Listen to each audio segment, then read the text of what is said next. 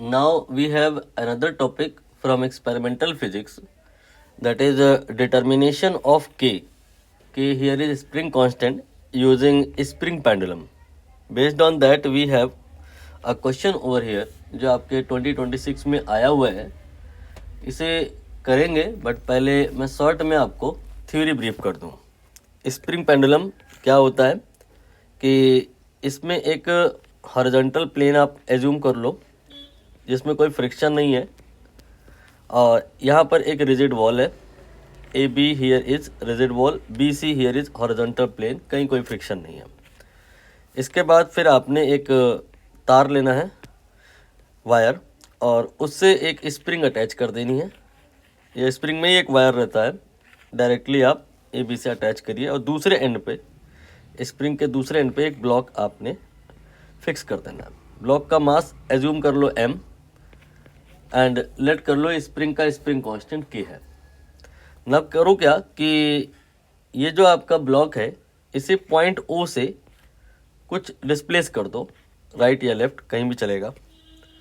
Suppose करते हैं आपने डिस्प्लेस किया इसे और अब ये आपका आ गया है पॉइंट, सपोज करो D पे. ये पॉइंट D पर आप इसको ले आए और छोड़ दिए.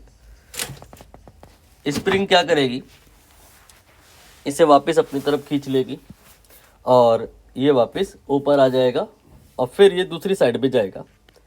अगर कहीं कोई फ्रिक्शन नहीं है, कहीं कोई एयर रेजिस्टेंस नहीं है, कहीं कोई ड्रैग नहीं है, तो जितना डिस्टेंस OD था उतना ही डिस्टेंस OEB होगा और फिर यह ऑसिलेशन होता ही रहेगा, आगे पीछे आगे पीछे. ये स्प्रिंग पेंडुलम बन गया है और इसका जो टाइम पीरियड होता है इसका फॉर्मूला हमें याद करके जाना होता है. ये होता है T बराबर 2 पाई अंडर रूट में m डिवाइड बाई k. इस थ्योरी पर बेस्ड एक्सपेरिमेंट होता है, आप अपनी स्कूल लेबोरेटरी में करते हो या कोचिंग में भी करते हो. पर्पस क्या होता है एक्सपेरिमेंट का, ऑब्जेक्टिव क्या होता है, अपनी फाइल में आप ऑब्जेक्टिव क्या लिखते हो, डिटर्मिनेशन ऑफ के यूजिंग स्प्रिंग पेंडुलम. ये स्प्रिंग पेंडुलम है और के को डिटरमाइन करना होता है. के यहाँ पे कहाँ है, इधर पे है, यही निकालना है. दोनों तरफ स्क्वायर करिए, 4 पाई स्क्वायर m बाई के. और अब आप यहाँ से के निकालो तो आ जाएगा 4 pi square m upon T square. ये फॉर्मूला के को निकालने के लिए यूज हो सकता है बशर्ते m और t स्क्वायर पता हो. तो m निकालने के लिए क्या करते हैं, ये जो ब्लॉक है इसका वेट या मास किसी भी प्रकार के बैलेंस से, बीम बैलेंस से या स्प्रिंग बैलेंस से या वेइंग स्केल से निकाल लेते हैं. क्वेश्चन में इन्होंने किया है कि जब इसका मास मेज़र किया तो देखा क्या कि 10 ग्राम आ रहा है और कोई भी रीडिंग ऑलवेज परफेक्ट नहीं होती, तो उसमें एरर है 10 मिलीग्राम की.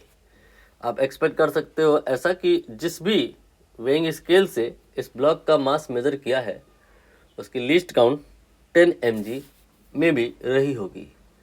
इसी के चलते इस 10 ग्राम मेजरमेंट में एटलीस्ट इतनी एरर तो पॉसिबल है, क्योंकि इससे ज़्यादा प्रिसाइज ये इंस्ट्रूमेंट मेजर ही नहीं कर सकता. ये जो दिया है ये डेल्टा m का वैल्यू है, delta m here is 10 mg और ये जो दिया है ये m की वैल्यू है. 10 ग्राम मेजरमेंट हुआ है और उसमें जो एरर है डेल्टा m वो 10 mg है. ये m हमें पता चल चुका है, एक्यूरेसी भी इसकी पता चल चुकी है. अब बात करेंगे t की. यहीं पर खेल है, यहीं पर क्वेश्चन मुश्किल है. t को मेज़र करने के लिए इन्होंने 50 ऑसिलेशन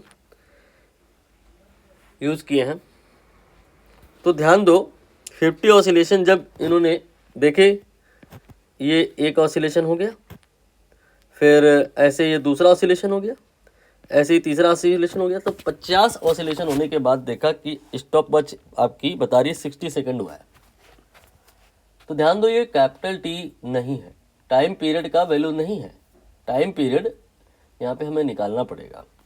50 ऑसिलेशन हुए हैं 60 सेकंड में हुए हैं, और टाइम पीरियड होता है एक ऑसिलेशन में जितना टाइम लगेगा दैट इज, तो वो तो निकालना पड़ेगा। 60 में 50 डिवाइड करके निकल आएगा। लेकिन हम लोग यहाँ पर आगे चल के कन्फ्यूज़न ना आए तो उसे नहीं निकालेंगे। यहाँ पर इस फॉर्मूले को ही स्मॉल टी के टर्म में ले आएंगे। अब ये स्मॉल टी क्या है और कैपिटल टी क्या है?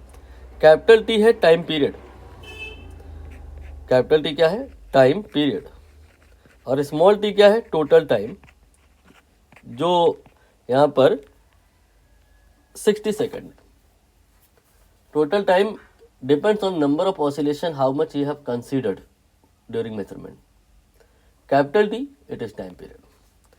तो यहाँ पर आप आसानी से समझ पा रहे होगे कि जो स्मॉल टी है और कैपिटल टी है ये दोनों रिलेट हो जाएंगे, बस ये पता हो कि नंबर ऑफ ऑसिलेशन कितने हैं।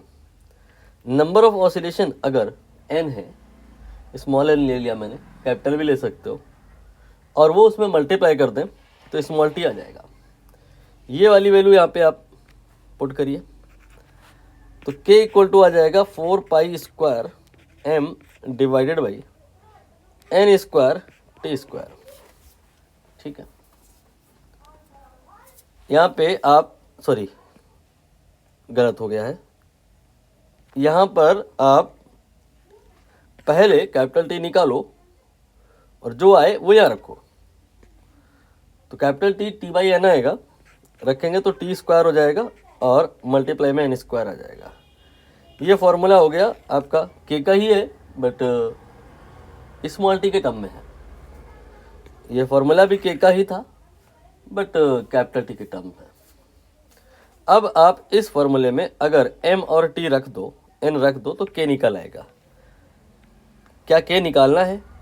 सवाल ये नहीं है कि k निकालो, सवाल ये है परसेंटेज एरर निकालो। अगर k निकालना होगा तो ये सारी value m t n, n जैसे यहाँ पे 50 है, m की वैल्यू 10 ग्राम है, स्मॉल t की वैल्यू 60 सेकंड है, रखेंगे आंसर आ जाएगा। k निकालना नहीं है, k में जो परसेंटेज एरर है वो निकालनी है। उसका स्टेप क्या होता है, उसका प्रोसीजर क्या होता है?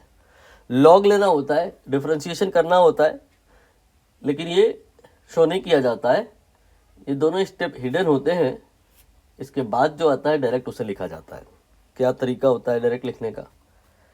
जो के है इसकी जगह आपने परसेंटेज एरर इन के लिखना है। 4 पाई और n ये सब डिलीट हो जाते हैं। क्यों डिलीट हो जाते हैं? क्योंकि ये यहाँ पे चेंज नहीं हो रहे, इनमें कोई एरर नहीं है। 4 pi n they are free from error, इनमें कोई एरर नहीं है, ये एक्यूरेट है, इसलिए इनको डिलीट करेंगे। अब हम बात करेंगे m की। m की जगह लिखेंगे परसेंटेज एरर इन m। फिर बात करेंगे t की जगह पे लिखेंगे percentage error in t। Now we target exponent. k के ऊपर कुछ नहीं लिखा तो 1 मान लेंगे, m के ऊपर कुछ नहीं लिखा तो 1 मान लेंगे, t के ऊपर 2 मानेंगे। लिखा है तो जो भी एक्सपोनेंट है वो मल्टीप्लाई में जाएंगे। 1 यहाँ पे आएगा, 1 यहाँ पे आएगा और यहाँ पे 2 आएगा। फिर ये वाला इक्वल टू यहाँ पे आएगा और यहाँ पे क्या आएगा? यहाँ पे प्लस आएगा। ठीक, अब आपको वैल्यू पुट करनी होगी। परसेंटेज एरर इन के, ये एक काम करते हैं, कॉपी कर लेते हैं, क्वेश्चन के पास ले चलते हैं। यहाँ पे वैल्यू पुट करनी है, परसेंटेज एरर इन के निकालना है। परसेंटेज एरर इन m ये रखना होगा, पुट करना होगा। ये दिया नहीं है, निकालना पड़ेगा, यहाँ से निकलेगा। ये हो जाएगा delta m by m into 100। Delta m 10 mg and m 10 gram. Milligram को चाहे ग्राम में कर लो और चाहे ग्राम को मिलीग्राम में कर लो। 10,000 मिलीग्राम इंटू 100। अब यहाँ पर अगर नोटिस करें तो 3 जीरो तो कैंसिल हो जाएंगे, 1/10 बचेगा। ठीक है, 1/10 बोले तो 0.1। ये m की परसेंटेज एरर हो गई।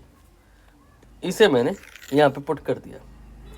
फिर +2 इंटू टी की परसेंटेज एरर। ध्यान दो, ये छोटा वाला टी है, टाइम पीरियड में परसेंटेज एरर नहीं, टोटल टाइम में परसेंटेज एरर। टोटल टाइम कितना है, स्मॉल टी की वैल्यू कितनी है देख लो। स्मॉल टी की वैल्यू ये 60 है, ठीक है, और डेल्टा टी की वैल्यू कितनी है, टोटल टाइम में होने वाली एरर कितनी है, ये 2 सेकेंड बताई है।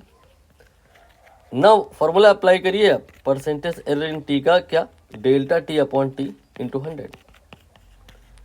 डेल्टा टी कितना है, 2 डिवाइड बाई 60 इंटू 100। ये आ जाएगा, एक जीरो कैंसिल कर रहा हूँ मैं, 2 से भी कैंसिल कर दिया, 10/3। इसे आप यहाँ पे पुट कर दो, 10/3। एक बार आप फिर से चाहे तो चेक कर लें, 10/3 सही लग रहा है, ठीक है। अब ये आपका हो गया 20/3, 20/3। 20/3 को और सिंप्लीफाई करें तो ये 6.66 शायद चलता चला जाएगा, राइट। और इसमें ये 0.1 जुड़ेगा, तो जब जुड़ेगा तो डेसिमल के बाद जो 6 है ये 7 हो जाएगा, तो ये आ जाएगा 6.76 लगभग में, अप्रॉक्स में। ये आपका fourth answer, fourth option correct हो गया। एक बार आंसर मैच करा लेते हैं, ये रहा फोर्थ।